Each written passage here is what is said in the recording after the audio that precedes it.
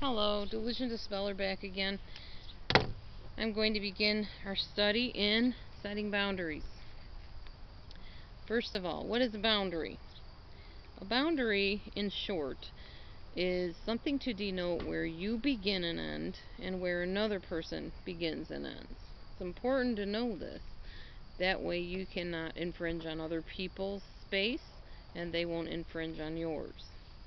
And yes, you really do need to have kind of a bubble around you that other people aren't intruding on. And they need to have a bubble around them that you don't intrude on.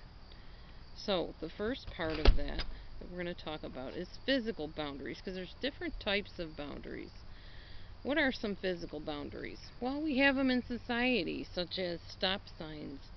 They tell you that this is it. You need to stop, watch, make sure nobody's coming before you go again. Another boundary is fences.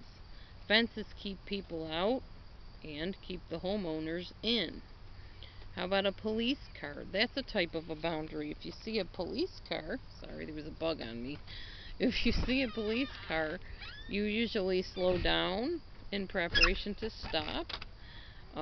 You might also maybe feel a little bit panicked because if you're doing something wrong, he's going to pull you over, and the boundary is you must follow the law. So a law is a boundary. How about ropes set up in a movie theater? That basically means the line begins and ends here, and if you're not in line for the movie, you don't come past these ropes. If you're not going into the movie theater, you don't pass this rope. And you can see these ropes up lots of places. I remember the first time I saw one of these types of things with the velvet on them. I just thought those were the neatest things. I thought they were swings. I was just a little kid. I didn't know. But they really are, even if they're not straight across and they're just hanging there kind of decoratively, it's still, and it's in red usually or green sometimes. And it basically means this is some place where something's going on that if you're not part of it, you don't belong over here. So, those are just some examples of boundaries, physical boundaries. Okay, some people might believe that they are actually meant to bear the burdens of other people. A lot of times, this is something that Bible based people will tell you. Well, you're called to bear one another's burdens, so that's why I stayed and put up with them all those years. That's why I went and visited my ailing mother in the hospital, even though she kept throwing things across the room at me. No. Okay, we'll talk more on that later. But actually, you need to know what the word burden means if you're going to bear somebody's burden. A burden actually means excessive burdens, like burdens somebody cannot bear, such as somebody that's sick, that can't care for themselves. Within reason, they're going to need you to get their meals for them or to turn the TV on for them. Those type of burdens that they really can't do anything about. It doesn't mean every time Susie Q calls you up and wants to gossip that you have to drop what you're doing, tell your kids, sorry, can't help you with your homework. Susie Q's on the phone with another problem, gotta help her. That's not what that means. It means something that somebody can't do for themselves. So many times we feel obligated to help people that really can help themselves but won't. That's different. So we're not called to bear every single burden, just the ones that are reasonable that people really can't do for themselves. And the people that are not narcissistic and being abusive all the time to us. Okay. Like I told you earlier, the boundary type things are to let the healthy things in and keep the unhealthy things out. That goes for people too. Your boundaries are to keep the healthy people in and the healthy people or the unhealthy people, toxic people out. That's why you need to have those. God is even a boundary setter. This might be surprising to some people, but as much as God really loves people, he will allow consequences to happen for wrongdoing, either here on this earth or one day in the afterlife. At least that's my belief. That might not be your belief, and that's fine, but that's what I believe.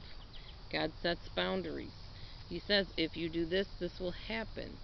Our parents, good parents, set boundaries. If you climb that tree too high and you're not watching where you're going, you might fall. Doesn't mean you never climb a tree. Again, it means you're careful. That's a boundary. Being careful is a boundary. Okay, there's boundaries with our body. For instance, our liver filters out waste products. It keeps those waste, nasty toxins out of our body. If your liver doesn't work, you're in trouble. Your boundary is broken. Scabs are even a boundary. When you cut yourself, a scab forms over your cut to keep out what? Infection, toxins, bad things, harmful things. We take vitamins as a boundary to illness. We take supplements as a boundary to disease, or a boundary to heartburn, or whatever our problem is. Those are boundaries. They're protective mechanisms.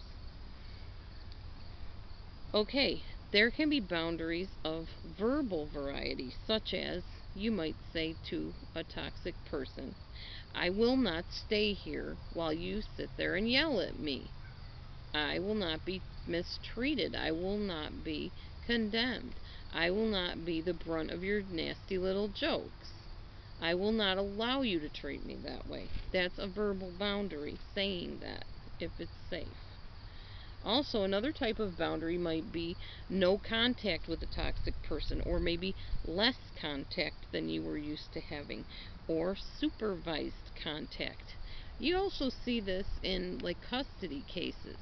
Sometimes it's not safe for the child to be with the adult, the parent or so-called parent, egg donor, sperm donor parent, whatever they might be.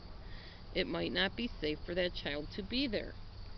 And so what they do, the judges will say, okay, you have supervised visitation, which means the one parent will come into a designated place with the child, with the parent present, and visit with them in that room, in that atmosphere. It's a boundary. Sometimes that's needed. Okay, your emotional space can be a boundary.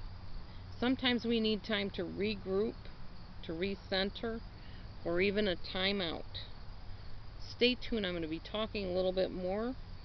This time the topic will be geared a little bit more towards healthier relationships, healthier companions, but still along the lines of boundaries. So stay tuned. I'll be right back. Thanks.